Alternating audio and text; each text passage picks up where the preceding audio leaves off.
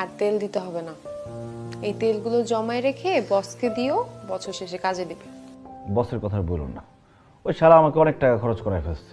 বিয়ের পর পর অফিসে যাওয়ার সাথে সাথে 6,000 টাকা খরচ করে সবাইকে বিরিয়ানি খাওয়াইছে। এত মেজাজ খারাপ হয়েছে। ঠিকই করছে আসলে, মানে বিয়ে করছি, বসকে তো খাওয়াইতে হবে। He is good. আর কলিগদের কথা কি বলবো, ওরা একদম আমার আপন ভাইয়ের মতো। আমার কি ইচ্ছে জানো, ওদেরকে একদিন দাওয়াত করে খাওয়াবো। আমি অনেক খুশি হয়েছি তুমি সবার জন্য কেনাকাটা করে বাজার সদাই করে আমাদের বাসায় গেছো। বাসায় না আমি কাউকে বলি নাই, আমি যে রাগ করে বাসায় চলে আসছি, কারণ আমি জানতাম তুমি একদিন না একদিন চেঞ্জ হবাই। থ্যাংক ইউ সো মাচ জান। থ্যাংক ইউ তো আসলে আমাদের কলিগদের বলা উচিত। ওরা অফিসের সবাই চাঁদা উঠাই তো আমাকে টাকা দিয়ে তোমাদের বাসার জন্য বাজার করে পাঠাইছে।